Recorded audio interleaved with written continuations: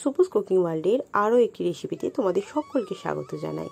আজকে আমি তোমাদেরকে রান্না করে দেখাবো পুঁইশাক কুমড়ো দিয়ে কুচো চিংড়ির একটা অসাধারণ রেসিপি। আশা করি ভিডিওটি তোমাদের সকলের ভালো লাগবে এবং উপকারে লাগবে। ভিডিওটি সম্পূর্ণ দেখার অনুরোধ রইল। চলো তাহলে আর কথা না বাড়িয়ে রেসিপিটা শুরু করা যাক। প্রথমেই আমি এই কুচো চিংড়ি দিয়ে পুঁইশাকটা রান্না করার জন্য একটা কড়াই বসিয়ে কড়াইতে দিয়ে দিয়েছিলাম বেশ কিছুটা পরিমাণ টুকরো করে রাখা পুঁইশাক। তার মধ্যে দিয়ে দিয়েছিলাম সামান্য একটু হলুদের গুঁড়ো এবং সামান্য একটু লবণ। তারপর এর মধ্যে পরিমাণ মতো জল দিয়ে আমি সিদ্ধ করে নিয়েছিলাম। এইটা সিদ্ধ করে নেওয়ার এটাই কারণ, একেই বর্ষাকাল, তারপর আগে থেকে যদি পুঁইশাকটা সিদ্ধ করে নেওয়া হয় তাহলে কিন্তু তরকারিতে খুব বেশি পরিমাণ জল বেরোয় না। এরপর আমি একটা থালার মধ্যে নিয়ে নিয়েছিলাম 200 গ্রাম পরিমাণ চিংড়ি মাছ, যেটাকে আমি আগের থেকে ধুয়ে নুন হলুদ মাখিয়ে রেখেছি। এবার আমি একটা ফ্রাইং প্যানের মধ্যে দিয়ে দিলাম কিছুটা পরিমাণ সাদা তেল। তেলটা গরম হয়ে গেলে এর মধ্যে দিয়ে দিতে হবে আগে থেকে নুন হলুদ মাখিয়ে রাখা চিংড়ি মাছগুলোকে দিয়ে ভালো করে নাড়াচাড়া করে একটু ভেজে নিতে হবে। চিংড়ি মাছ কিন্তু খুব কড়া করে ভাজবার একেবারেই প্রয়োজন নেই।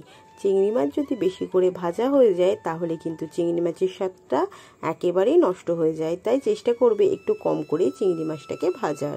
2 মিনিট কড়াইতে তেল দিয়ে মিডিয়াম ফ্লেমে একটু নাড়াচাড়া করে নিলেই কিন্তু চিংড়ি মাছ ভাজা একেবারে তৈরি হয়ে যায়। দেখো, কথা বলতে বলতে আমার কিন্তু চিংড়ি মাছটা একেবারে ভাজা হয়ে গেছে। এবার কিন্তু আমি এটাকে নামিয়ে নেব, এর থেকে বেশি আমি আর ভাজবো না। এবার আমি বসিয়ে দিয়েছিলাম একটা কড়াইতে দিয়ে দিয়েছিলাম বেশ কিছুটা পরিমাণ সাদা তেল। রান্নাটা আমি সাদা তেলে করেছিলাম, তোমরা চাইলে সর্ষের তেলে করতে পারো। এরপর আমি এর মধ্যে দিয়ে দিয়েছিলাম একটা তেজপাতা এবং একটা শুকনো লঙ্কা ফোড়ন। তারপর এর মধ্যে দিয়ে দিতে হবে সামান্য একটু 5 ফোড়ন, শুকনো লঙ্কা তেজপাতা দিয়ে কিছুক্ষণ নাড়াচাড়া করলে দেখবে খুব সুন্দর একটা গন্ধ বেরোচ্ছে। তখনই এর মধ্যে দিয়ে দিতে হবে মিডিয়াম সাইজের একটা পেঁয়াজ কুচিটা দেওয়ার পর নাড়াচাড়া করে একটু ভেজে নিতে হবে। তবে এখানে কিন্তু লাল লাল করে ভাজবার একদম প্রয়োজন নেই। পেঁয়াজের রঙটা যখন একটু বদলাতে শুরু করবে তখনই এর মধ্যে আমাকে দিয়ে দিতে হবে আগের থেকে টুকরো করে রাখা আলুগুলোকে কিন্তু আমি এভাবে ছোট ছোট করে টুকরো করে কেটে নিয়েছিলাম। এর থেকে বড় করে টুকরো করে কিন্তু আলু এখানে কাটা যাবে না।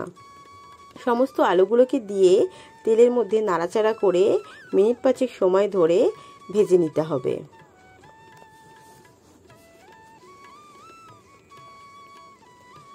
5 মিনিট পর নাড়াচাড়া করে ভাজা হয়ে গেলে এখানে দিয়ে দিতে হবে কিন্তু টুকরো করে রাখা কুমড়োগুলোকে আমি ঠিক আলুর মতোই ছোট ছোট করে টুকরো করে নিয়েছিলাম।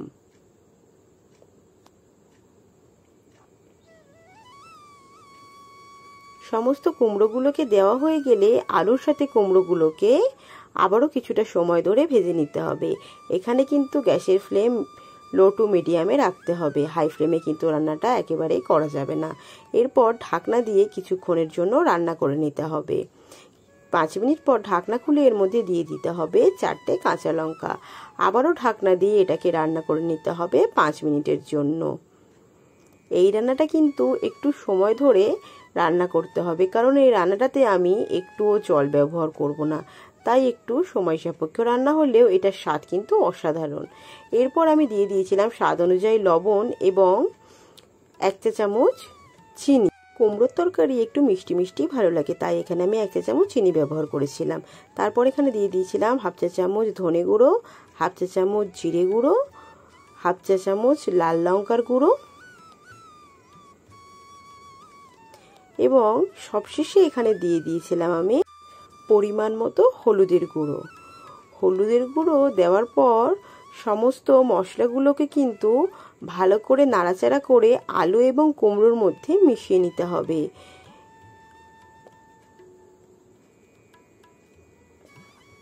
কিছুটা সময় ধরে নাড়াচাড়া করতে থাকলেই দেখবে খুব সুন্দর এখানে গন্ধ বেরোচ্ছে। তখন এর মধ্যে দিয়ে দিতে হবে আগের থেকে সিদ্ধ করে রাখা পুঁইশাকগুলোকে দিয়ে ভালো করে সমস্ত মশলার মধ্যে কিন্তু মিশিয়ে নিতে হবে।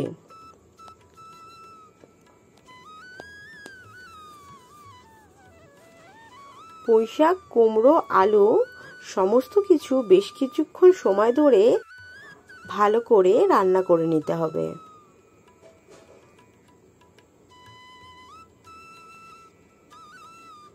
এরপর এর মধ্যে দিয়ে দিতে হবে আগের থেকে ভেজে রাখা চিংড়ি মাছগুলো।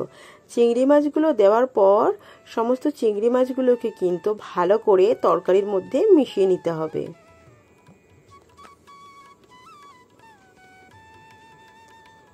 এরপর এটাকে ঢাকনা দিয়ে রান্না হতে দিতে হবে 5 মিনিটের জন্য। 5 মিনিট পর ঢাকনা খুলে আবারও কিন্তু একইভাবে নাড়াচাড়া করে নিতে হবে যাতে তলা থেকে তরকারিটা ধরে না যায়।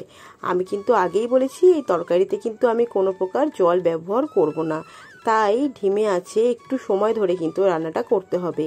রান্নাটা করার পর যখন খাবে তখন বুঝতে পারবে যে রান্নাটা ঠিক কতটা সুস্বাদু হয়েছিল। এরপর ভালো করে নাড়াচাড়া করে দেওয়ার পর কিন্তু আমি আবারও ঢাকনা দিয়ে রান্না আরও কিছুক্ষণ হতে দেব। কিছুক্ষণ পর ঢাকনা খুলে আবারও কিন্তু ঠিক একইভাবে তরকারিটাকে ভালো করে নাড়াচাড়া করে নিতে হবে।